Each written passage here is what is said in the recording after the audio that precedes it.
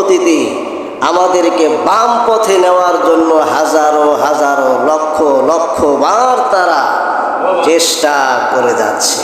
কথা বলেন, কথা বলেন। রাসূলুল্লাহ বিদায় হজের দিনে বলেছিলেন, ও সাহাবীরা, আমার উম্মতেরা, ভালো করে শোনো, দুইটা জিনিস আমি রাসূল তোমাদের ভিতরে রেখে গেলাম। কয়টা জিনিস আপনারা জানেন? একটা হলো কোরআন, আর একটা হলো কি? হাদিস। কোরআন রেখে গেছে, দলিল আছেন আমাদের কাছে। রাসূলুল্লাহ দোয়া করেছেন, সাহাবীরা দোয়া করে, এই দলিল তো আমরা পাইছি।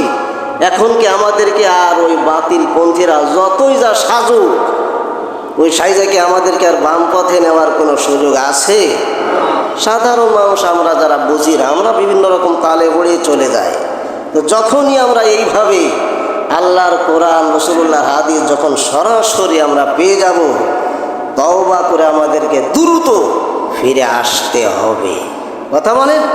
যদি না আসি, তাহলে ওরা যেমন ইহুদি খ্রিস্টান বিধর্মীদের পথ ধরেছে, আমাদেরকে ওই পথে চালানোর জন্য চেষ্টা করছে, আমরা যদি ওদের পথ মত পরিত্যাগ না করি, তাহলে আমাদের স্থান কিন্তু ওই দিকেই হবে। সন্দেহ আছে নাকি ভাইরা আমার? এইবার আল্লাহ তাআলা বললেন, তোমাদের সকল দোয়া আমি আল্লাহ কবুল করলাম। আন্নী লা উদিউ আমালা আমিলিন মিনকুম মিন যাকারিন আও উনসা বাদুকুম মিন বাদ। আল্লাহ রাব্বুল আলামিন বললেন, লা উদিউ, আমি আল্লাহ তাআলা ধ্বংস করব না, আমি আল্লাহ তাআলা নিঃশেষ করে দেব না। আমালা আমিলিন মিনকুম মিন যাকারিন আও উনসা, ও আমার নবী, ও আমার নবীর সাহাবীরা, ও আমার নবীর সাহাবীদের স্ত্রীরা, মহিলারা, শোনো। যাকারিন আও উনসা মানে হলো, যাকারিন মানে হলো পুরুষেরা, পুরুষ সাহাবীরা, আও উনসা মানে হলো সাহাবীদের স্ত্রীরা, মহিলারা।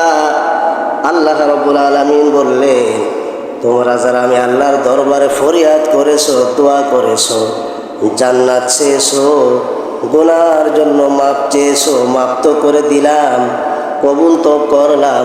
এইবার তোমরা শোনো, এই যে দোয়া নামক নেক আমল তোমরা করেছো, দোয়া হলো একটা ইবাদত, দোয়া হলো একটা নেক আমল। দোয়া একটা কি বলেন? সবাই বলেন। দোয়া হলো একটা নেক আমল, দোয়া হলো একটা মহান ইবাদত। আমরা যেমনভাবে নামাজ পড়ি, নামাজ একটা কি ইবাদত। আর দোয়া ও হিয়াল ইবাদত, এটা হলো রাসূলুল্লাহর কথা। রাসূলুল্লাহ বলেছেন, সাহাবীরা, দোয়া একটা মহান ইবাদত। আর আল্লাহ কোরআনের ভিতরে এই দোয়াটিকে আমল বলে উল্লেখ করেছেন। দোয়া কি মহান আমল। তাহলে দোয়া যে একটা মহান আমল, এতে কোনো সন্দেহ সংশয় আছে নাকি? সবার বলতে হবে, কোনো সন্দেহ আছে নাকি? আল্লাহই তুলে ধরেছেন যে তোমরা এই যে পূর্বে যে দোয়াগুলি করেছো, এটা হলো একটা মহান আমল। আমালা আমিলিন মিনকুম মিন যাকারিন আও উনসা, মহিলা হোক আর পুরুষ হোক, যারা এই দোয়ার অবস্থায় থাকবে, দোয়া প্রতিষ্ঠিত রাখবে, এরা একটা দোয়ার একটা আমলের উপরে থাকবে। আল্লাহ তাআলা বললেন, ও নবী, সাহাবীরা শোনো, সাহাবীদের স্ত্রীরা তোমরা শোনো, তোমরা যারা আমি আল্লাহর দরবারে কান্নাকাটি করো, রোনাজারি করো, মোনাজাত করো, দোয়া করো, তোমাদের এই যে দোয়ার নেক আমল, লা উদিউ, আমি আল্লাহ কশিন কালেও ধ্বংস করে দেব না, দেব না। দোয়ার আমল আল্লাহ ধ্বংস করবেন না। কি করবেন? আল্লাহ তাআলা বললেন, বাদুকুম মিন বাদ, তোমরা একে অপরে মিলে আমি আল্লাহর দরবারে কান্নাকাটি করছো, শোনো, তোমাদের একটা সুসংবাদ আমি আল্লাহ দিলাম। কি দিলেন আল্লাহ? দোয়ার বরকত কি? আল্লাহই বলছেন। দোয়ার বরকতটা কি? আল্লাহ তাআলা বললেন, লাউদখিলান্নাহুম জান্নাতিন তাজরি মিন তাহতিহাল আনহার